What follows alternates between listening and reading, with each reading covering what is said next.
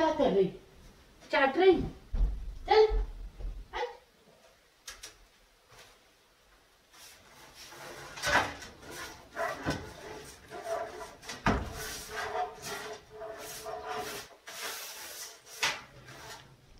चिरू, चिरू,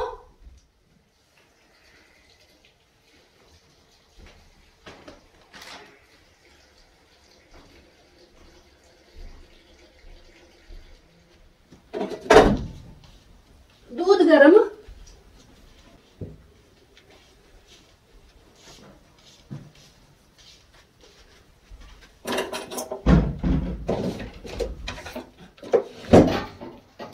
everyone, Sunila proud पहाड़ी lifestyle में आप सभी का स्वागत है।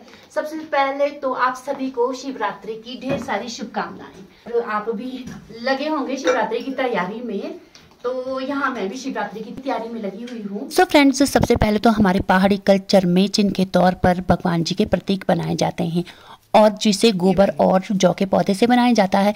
तो यहाँ पे भी भगवान जी, श्री गणेश जी और पार्वती जी और शिव जी के प्रतीक को बनाया जा रहा है गोबर और जौ के पौधे से। आप सभी जानते हैं कि हमारे हिंदू धर्म में गोबर को एक महत्वपूर्ण स्थान दिया गया है और इसे पवित्र माना जाता है। तो हमने तीनों को अभी बना दिया है जो कि भगवान जी के प्रतीक हैं, शिव जी, गणेश जी और पार्वती जी। तो अब इन्हें रखा जाएगा वहाँ जहाँ पे शाम को महादेव लगना है। तो ये वाली जगह महादेव बनाने की है। और अब सेकंड जो हमारे महादेव के लिए बनाया जाता है रोट, और ये बहुत मोटा और बड़ा बनाया जाता है।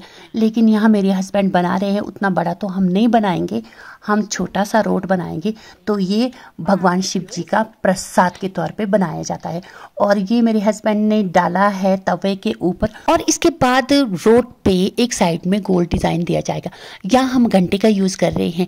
तो जितने भी हिमाचल में आज रोट बनेंगे भगवान जी के लिए, तो सभी के ऊपर इस तरह का डिज़ाइन होगा। तो यहाँ घंटी और भगवान जी की जो मूर्ति है उसका तला नीचे से राउंड है। तो यहाँ हम दोनों ही पूजा के पात्रों का उपयोग कर रहे हैं।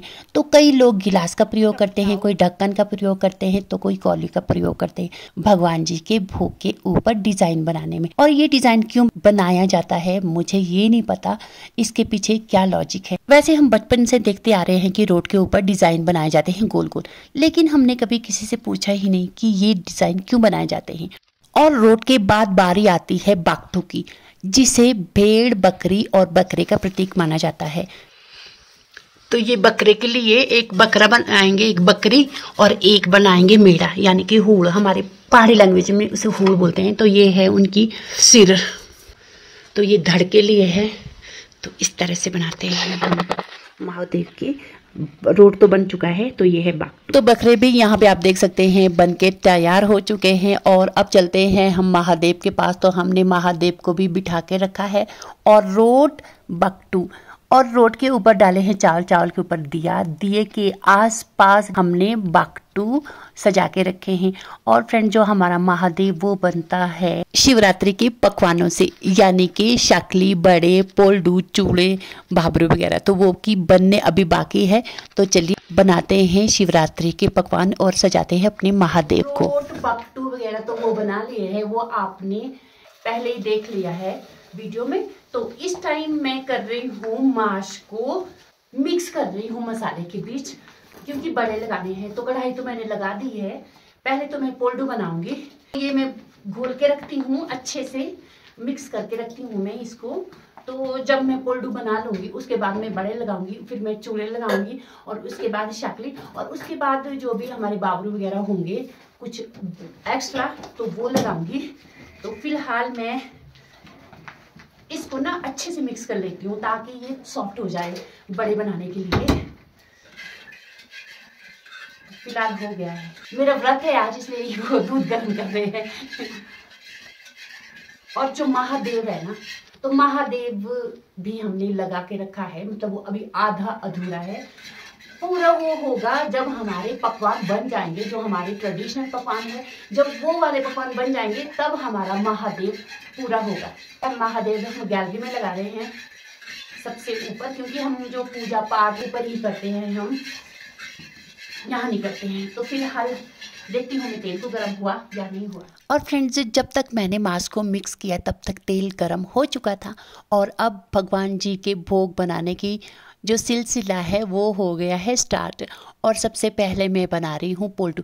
जहाँ से मैं बिलोंग करती हूँ ना, वहाँ इन्हें पोल्टू कहा जाता है और इन्हें पकैन भी कहा जाता है कई कई जगह में। तो इसके बाद आप देख सकते हैं कि जो पोल्टू है ना वो काफ़ी अच्छे अच्छे बन रहे हैं। तो बने रहिए मेरी वीडियो के साथ। और फ्रेंड्स, दूसरा पकवान बन रहा है बड़े। तो यहाँ पे मैं बड़े बना रही हूँ क्योंकि पोल्टू तो बना के फारिग कर दिया है मैंने, वो मैंने साइड में रखे हैं। और मैंने बड़े भी आधे से ज़्यादा बना के रखे हैं, आप वहाँ देख सकते हैं कढ़ाई की दूसरी तरफ। तो इस तरह से बड़े भी बन के तैयार हो चुके हैं। फ्रेंड्स, इस तरह से मैंने अभी महादेव लगाया है। अभी आधा ही है क्योंकि मैंने अभी पुलडू और बड़े ही बनाए हैं, तो वो ही मैंने यहाँ पे सजा के रखे हैं। क्योंकि फ्रेंड्स, मैं सिर्फ अकेले ही ये पकवान बना रही हूँ, तो रात हो चुकी है। तो मैंने सोचा कि क्यों ना पहले ये वाली चीज़ें मैं भगवान जी के पास लगा के रखती हूँ और उसके बाद स्टार्ट करती हूँ बनाना चूल्हे। तो यहाँ पे मैं चूल्हे बना रही हूँ और इसके बाद बारी आती है शाकली की। तो आप देख सकते हैं कि यहाँ पे मैं शाकली बना रही हूँ। और फ्रेंड्स, ये शाकली ना काफ़ी अच्छी बन रही है। और ये जो शाकली है ये निकाली थी मैंने गुड़गांव में।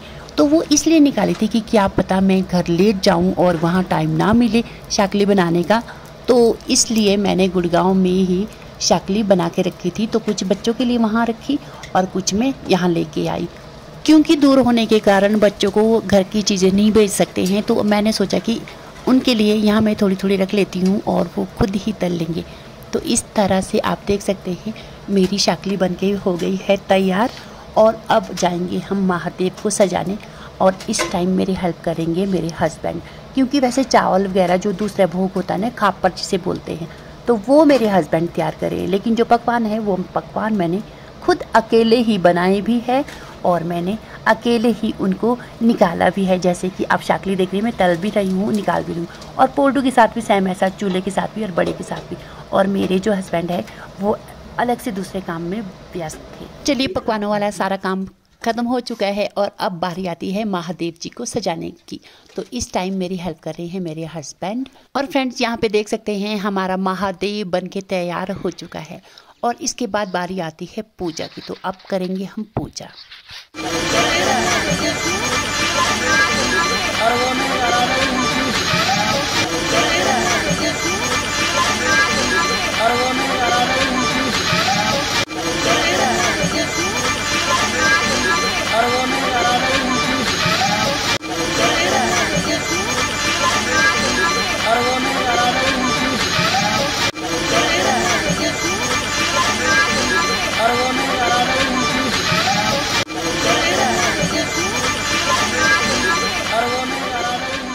फ्रेंड्स, पूजा तो ख़त्म हो चुकी है लेकिन मेरा व्रत अभी नहीं टूटा है। जब तक हम गौ माता के लिए भोग नहीं रखेंगे, उसके ऊपर पानी फेर के वो पानी नहीं पी लेंगे, तब तक हमारा व्रत नहीं खुलता है।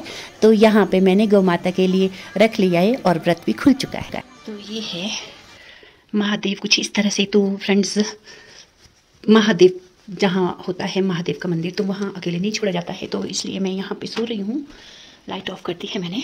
तो मिलते हैं सुबह, क्योंकि सुबह 4 बजे हम महादेव को उठाएंगे, इन्हें विदा करेंगे सुबह। तो सोते हैं, मिलते हैं आपको सुबह तक के लिए गुड नाइट। तो फ्रेंड्स, सुबह 4 बजे या 4:30 बजे, यानी कि जब तक कौवा ना बोले उससे पहले उठ करके पूजा की जाती है और भगवान जी को उसी दौरान उठाया जाता है। और जो भगवान के प्रतीक होते हैं, यानी कि जौ और गोबर से बने हुआ उनका चिन्ह, तो उसे बाहर ले जाया जाता है मुंह अंदर की तरफ करके। तो यहाँ मैं भी ले जा रही हूँ उनको बाहर। और फ्रेंड्स, वापस आ करके जो भगवान जी को गहने पहनाए जाते हैं उनको उठाया जाता है और उसके बाद धीरे धीरे सारे पकवान उठाए जाएंगे। तो यहाँ पे मैं चंद्रहार को उठा रही हूँ, जो कि मैंने भगवान जी को पहनाया था। बाकी गहने मैंने भगवान जी को नहीं पहनाए थे, सिर्फ चंद्रहार पहनाया था। और यहाँ मैंने उठा करके अपने को पहना लिया है। और ये भी एक परंपरा है, जैसे भगवान के बाद खुद पहनाया जाता है ये। तो उसके बाद अब मैं आराम से उठाऊंगी जितने भी पकवान। और फ्रेंड्स, ये पकवान परिवार से बिहाई गई लड़कियां यानी कि जाई और भांजे को बांटा जाता है। तो यहाँ पे मैं भी इन पकवानों को इकट्ठा कर रही हूँ। और फ्रेंड्स, सुबह का काम करते करते अब तो रात खुल भी चुकी है, तो मैं फ़िलहाल इनको इकट्ठा कर लेती हूँ और फिर उसके बाद आपको दिखाती हूँ मैं बाहर का व्यू कि आज बाहर का व्यू किस तरह से है। तो चलिए दिखाती हूँ मैं आपको बाहर का व्यू। और तो ये कुछ इस तरह से रात खुल चुकी है, मौसम बिल्कुल साफ है आज। और फ्रेंड्स, ये थी मेरी आज की वीडियो। तो बताएं कैसी लगी आपको मेरी आज की वीडियो, कमेंट सेक्शन में ज़रूर बताएं। अगर आपको मेरी ये वीडियो अच्छी लगी तो लाइक शेयर करना ना भूलें, और हाँ, जो मेरे चैनल पे न्यू है वो सब्सक्राइब करना ना भूलें। तो फिर मिलते हैं किसी दूसरे वीडियो के साथ, तब तक के लिए keep smiling, take care, bye bye.